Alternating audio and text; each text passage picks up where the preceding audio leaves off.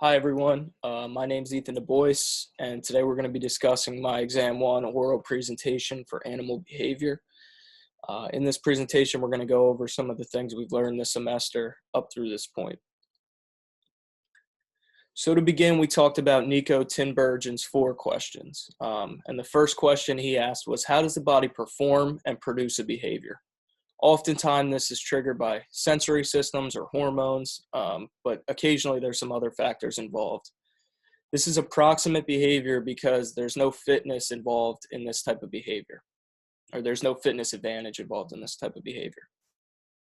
And one example of this may be the hormones that would make a deer grow/shed their antlers at different times of the year. So right about now, they'd be hormones in their body would be telling them to drop their antlers. And then as the year continues on, those same hormones would probably tell them to regrow the antlers as they'll need them for the rut.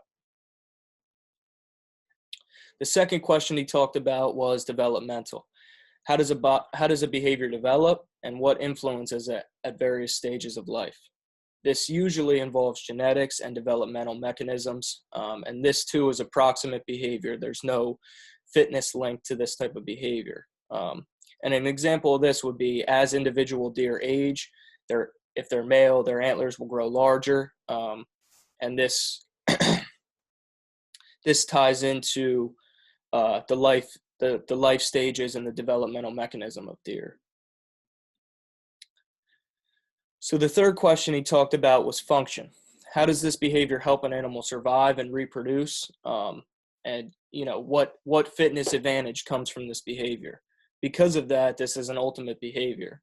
And one example may be large antlers. Deer with large antlers are more likely to win intraspecific competitions, which give them better opportunities to reproduce.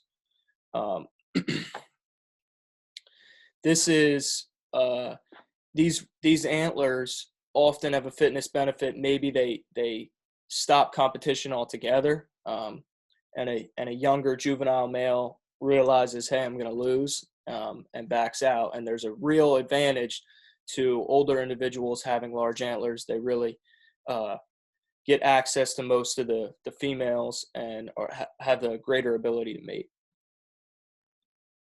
So the fourth question looked at phenology and how does evolutionarily history contribute to this behavior? What behaviors did ancestral groups perform?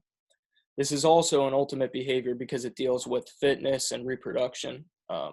One example would be larger individuals passing on those genes, larger antler individuals passing on those genes through reproduction. In management, this is specifically applicable because you often want to keep the individuals with desirable antlers in the population and allow them to reproduce a couple times before killing them, where on the contrast, you would want to cull a deer who might have undesirable antlers, whether it's a deformity or something else, and get those genetics out of the gene pool. So this is something they look to use in the management of deer and, kind of practice and keep that ancestral genetics positive outlook on the genetics and good antlers continuing down through the family tree. So next we looked at different kind of effects. And the first effect I'd like to talk about is organizational effects, which are permanent effects on the body caused by hormones, and these often change the structure or the function of the body. So we discussed a lot about testosterone and how early introduction to testosterone can affect an individual. And what this made me think of is turtle eggs being incubated at a different temperature. And if you don't know, the various temperatures cause permanent changes on the individuals and ultimately determine what gender they are. This is a permanent change. They'll be that gender for the rest of their life. And there's no going back from that. However, on the contrary, you have activational effects, which are changes that do not cause permanent effects on the body. They're temporary and they come and go with the presence of hormones.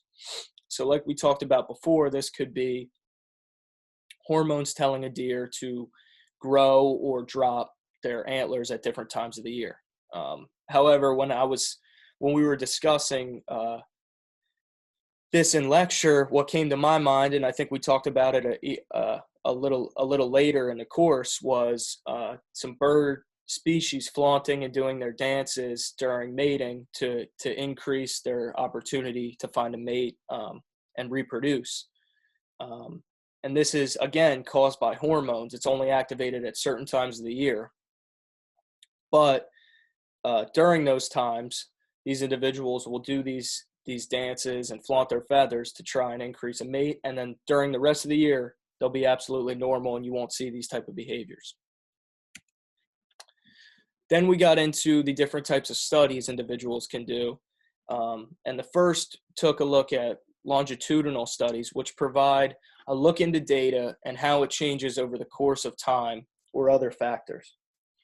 The downside of these type of studies may be that the individuals that partake in them learn and react different later on in the trials. So for most of the studies, this may not be a downside. At least when I think about it, I kind of think about it as a step back, and you're looking into a large data set, and you're not really looking into one individual or a couple individuals, but in a lab setting, I guess you would.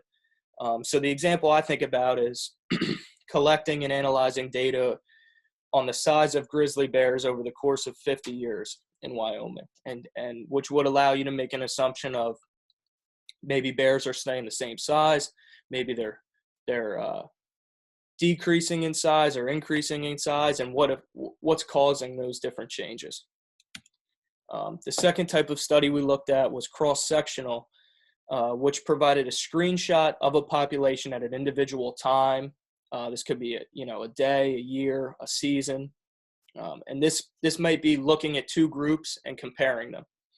So the downside of these studies, as you can imagine, is there's a lot of variability. Just because you're looking at one specific data point,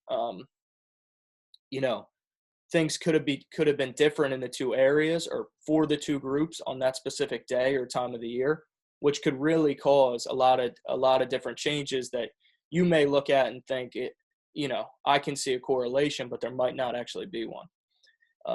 So when I think about this, I thought about one example was, you're collecting and analyzing data on grizzly bear size in Wyoming and Montana in 2021. And like I said, you might be able to answer some questions or think you're able to answer some questions, but there's other factors within those two data sets which could really influence the correlations.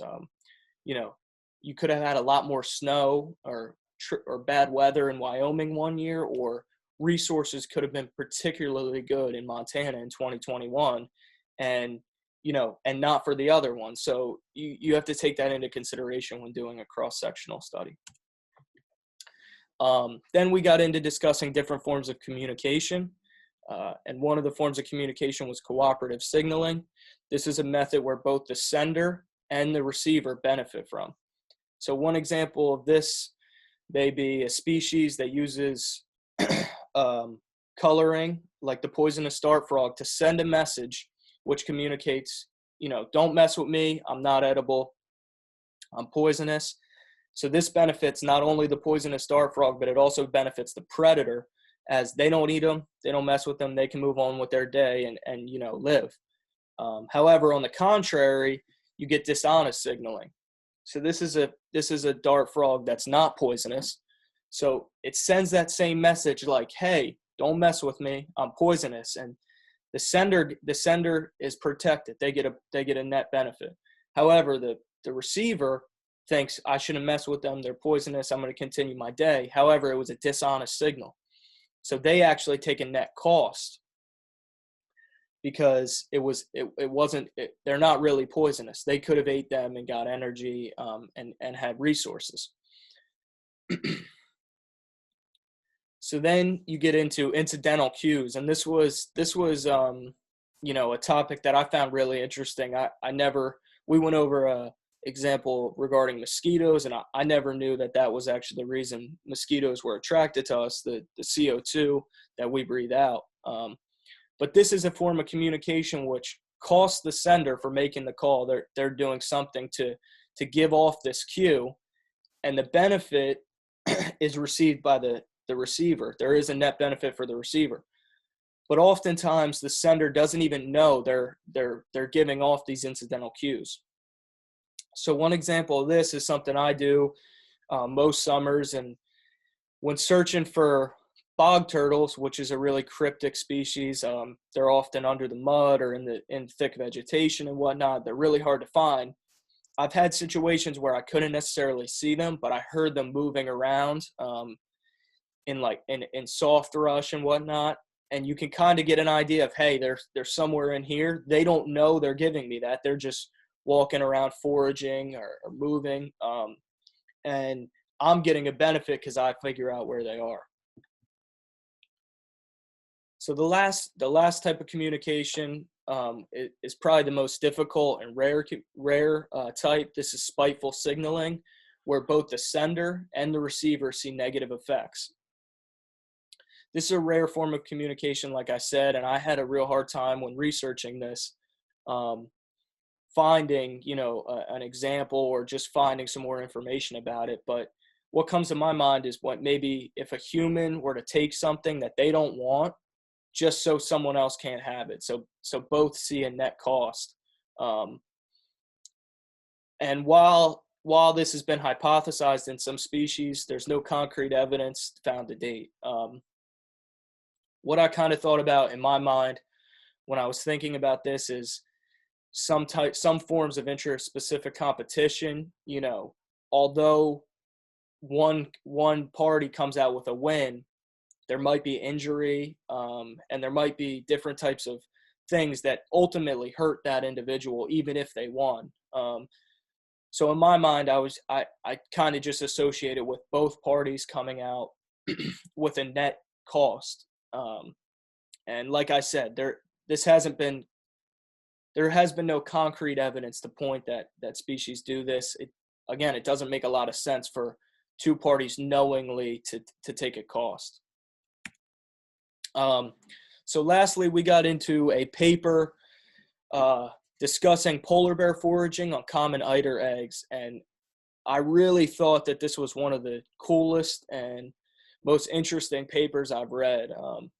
Overall, I feel like this class and different people in this class have really done a really good job picking out cool research papers, and it's often stuff I go into work with, and I'm like, hey, did you hear about this? I sent this to my buddy yesterday when I was reading it, who's a big birder, and it's just was really an interesting study that looked at polar bear foraging, specifically on common eider eggs and in nests, and the energetic consequences of this practice. This research took place in the East Bay Migratory Bird Sanctuary on Mativic Island, north of the northernmost part of Quebec, Canada. The purpose of this study was to examine the energetic consequences of foraging on these common eider eggs for polar bear, which this has become a new practice based on climate change. With the ice melting, there's less opportunity for these polar bear to get seals, so they need to change their behavior and forage on different things, which made this a really excellent study because I believe it's a relatively new behavior that polar bears have began doing. So this is an eider here to the left, but to conduct this research, a team used drones to monitor polar bears who came in to forage on the eider nests. Bears were differentiated to the best of the team's ability. However, this was one of the difficulties the team ran into throughout the process. To begin each day, during the research, the team concluded that they had not seen a polar bear. So although it was really possible that a polar bear had been there the day before and went and slept on the ice and came back, each new bear was considered a completely new bear at the end of each day. Some bears who had been there during the day or gone and come back were able to be re-identified based on size or markings. But just to make it as easy as possible and as plausible and ethical from the height of the drone and whatnot, obviously IDing was a little bit difficult and caused some problems. And I thought the authors did an excellent job being upfront and saying, this is probably an overestimate, but this is what we got and this is what we could get. So they did a variety of tests to figure out what the energetic gain was and what the costs were for polar bears in foraging on these eggs. And they came up with a mean clutch size of 2.8 eggs per nest, and looked at, ultimately through different calculations, we're able to estimate that for each clutch of eider eggs the polar bear consumed, they would gain 2,803 kilojoules worth of energy. Again, the research team mentioned that this would be a slight overestimation based on a couple factors. They then were able to estimate the energetic costs based on the amount of energy used in the time spent searching for and handling and eating the eider eggs. And these results were run in an equation and produced that 16.67 kilojoules per hour spent was used to forage on these eggs. And they actually found that when standing and just laying next to the eggs and ingesting them, the polar bears used 8.65 kilojoules per hour eating and digesting these eggs. So these estimates were all based on two weight classes of polar bear, 255 kilograms, and then a larger bear, 580 kilograms.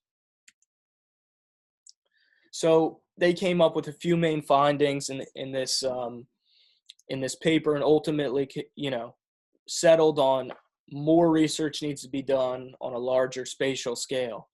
However, some of the main findings they found were the small number of bears that arrived early on in the summer, in late June and early July, did receive an energetic benefit from the eider eggs. This is likely contributed to the population size on this island of eider, and just how many individuals there are and how many eggs there are. I believe they said there was around 60,000 eider on this island, which they thought was one of the larger populations in the area. However, as the summer went on, the resources were depleted and benefits significantly decreased. The eggs were harder to find. There were less of them. And because of that, individual bears had to spend more time looking, foraging, which ultimately cost them more energetically. So once the colonies were depleted, research stopped and concluded, and this data was then presented. However, it's probably likely that bears came after research concluded, which would have showed even more of an energetic cost to coming and seeing very little eggs, maybe finding a nest or two. And that would have also affected the results. They mentioned that they felt like resources were depleted when they had a hard time, finding eider eggs. They said it was very difficult for even a person to just go and examine and find a nest. So obviously it was difficult for polar bears. But ultimately the research determined that sea duck eggs, the common eider in specific, would not provide the caloric value that an adult ringed seal, the regular prey species of the polar bear, they would not provide the same value that the seals would. And, going off of that, this type of foraging behavior probably would not support the current population size. Because you have to remember, like I mentioned earlier, is this was one of the largest eider populations in the area. They mentioned multiple times that surrounding populations were much, much smaller, and would probably only take a few days to forage through. Not to mention the long-term costs of this foraging on the eggs and the eider populations would definitely see some type of cascading effect on all the eggs being eaten, which would ultimately hurt the polar bear more. So while this is a short-term solution for a small number of bears that got there early and were able to enjoy this research, it really doesn't provide a long-term solution for the current population of polar bear in this area. So with that, thank you and have a good day.